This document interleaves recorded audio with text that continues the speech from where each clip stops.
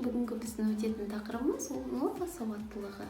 Нота сауаттылығының бастар алдында біздерде ноталарды орналастыру үшін біздерде осындай 5 қабатты үйді аламыз. 5 қабаттың әр қабаты төменнен жоғары қарай саналады.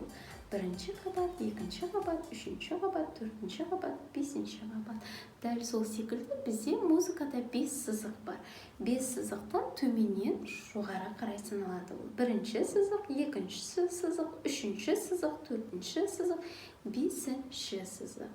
Осы сызықтар бойында біздерде ноталар орналасқан. Ең алғашқы біздің нота ол до нотасы. До нотасы қосымша сызықтың өзінде жазылады.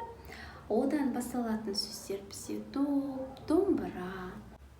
Келесі нота бізде ол ре нотасы. Ре нотасы бірінші сызықтың астында жазылады. Мысалы, оған сөздер алатын болсақ, терезе. Терезенің ортасында бізде қандай әріптер бар? Ре және е. Ре нотасы. Келесі бізде нота ми. Ми бізде бірінші сызықтың өзінде жазылады. Одан басталатын сөздер мишка, мысалы алатын болса. Келесі нота фа. Фа бізде 1 мен 2-нің ортасында жазылады. 1 мен 2-ші сызықтың ортасында. Одан басталатын сөздер бізде фа, соль, мысалы. Келесі соль нотасы. Ол бізде 2-ші сызықтың бойында жазылады. Және де одан басталатын сөз біздерде тұз, тамаққа қосатын тұзды орысша біздер соль дейміз. Сол сөз бізде нотада да қолданылады. Соль деген нота бар. Келесі ля нотасы. Ля 2 мен 3-тің ортасында жазылады. Одан басталатын сөз орысша, мысалы бақаны біздер лягушка дейміз. Ля. Ең соңғы нота ол бізде си нотасы. Си 3-ші сызықтың өзінде жазылады. Және одан айтылатын сөздер болса, мысалы такси. Таксидің соңғы 2 әрпі си. Тағы да басқа бізде сиыр, мысалы алатын болсақ, сиырдан басқа әрпі си. Бізде осы ноталарды орналастыру үшін бізде сызықтың бойында жазылатын ноталар бар және сызықтардың арасында. Сызықтың бойындағы ноталар бізде до, ми, соль, си. До қосымша сызықтың өзінде, ми бірінші сызықтың өзінде, соль екінші сызықтың өзінде және си үшінші сызықтың өзінде. Ал ноталы сызықтардың арасында жазылатын ноталар олар ре бірінші сызықтың астында, фа 1 мен 2-нің ортасында және ля 2 мен 3 және де бізде до 2-ші октаваның нотасы ол 3 пен 4-тің ортасында жазылады. Және де осы 5 сызыққа біздерде өзіміздің қолымызда 5 саусағымыз бар. 5 саусақты да біздер қолдануымызға болады. Ол бірінші сызық, екінші сызық, үшінші сызық, төртінші және бесінші. Осылардың арасында біздерде ноталарды орналастыру. Бірінші бізде до нотасы, оны қосымша сызықтың өзінде, ре бірінші сызықтың астында, ми бірінші сызықтың өзінде, фа 1 мен 2-нің ортасында, соль екінші сызықтың өзінде, ля 2 мен 3-тің ортасында және си үшінші сызықтың өзінде. Осы ноталарды жазбас бұрын ең бірінші біздер кілттік таңба қоямыз. Әрқашанда үйге кірер алдында біздер кілтпен ашамыз. Сол секілді біздер ноталарды жазу үшін бірінші кілттік таңба қоюымыз қажет. Біздердің музыкада скрипка кілті бар. Скрипка кілтін біздер басқаша соль кілті дейміз. Не себепті оны соль кілті дейміз? Себебі, қараңыздар, жаңа айттым мен, екінші сызықта қандай нота жазылған өзінде? Соль нотасы. Ал скрипка кілті бізде мына екінші сызықтың бойында жазылған. Сондықтан оны біздер соль кілті немесе скрипка кілті деп атаймыз. Что за шум? Что за гам? Это едут ноты к нам. Едут ноты и гудят, нотный стан занять хотят. Свое место ноты знают, строчки быстро занимают. Четырехполосное движение, у каждой ноты направление. Только нота до спросила: мне же места не хватило, и уселась на скамейке дополнительной линейке. Нота ре на самокате прям по тротуару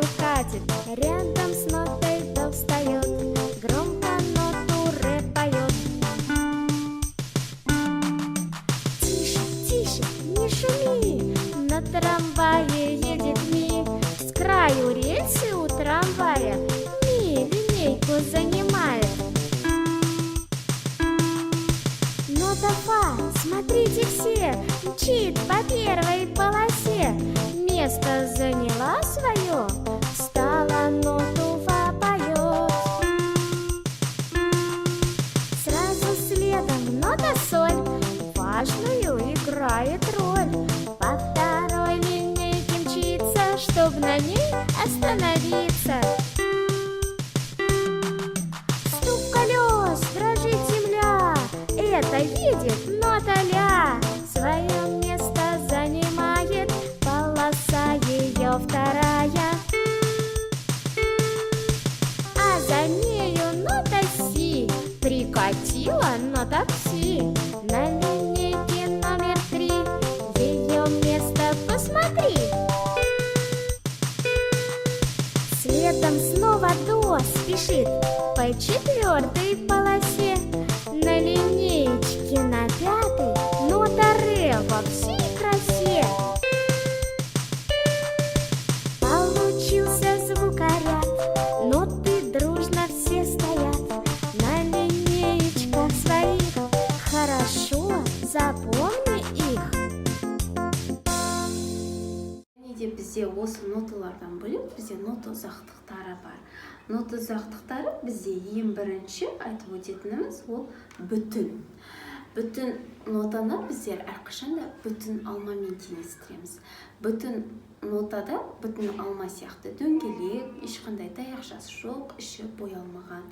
Бүтін нота бізде 4 иге дейін саналады. Ол 1 и, 2 и, 3 и, 4 и. Бірлет шапалақтап 4 иге дейін санаймыз.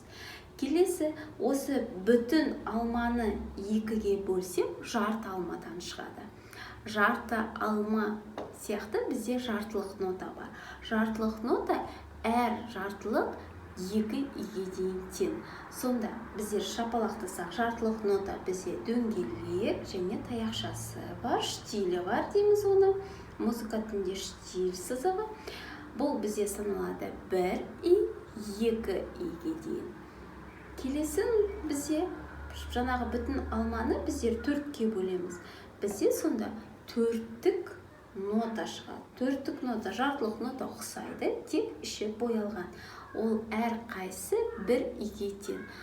Бір рет шапалақтағанымыз 1 иге тең болады.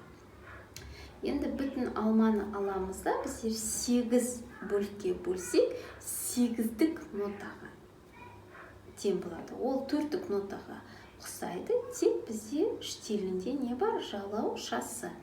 8-тік нота бізде 1-дің жартысынан тең болады. Оны 1 немесе 2-ге дейін санаймыз. Сонымен оқушылар, бүгінгі біздің онлайн сабағымыз осымен тамам.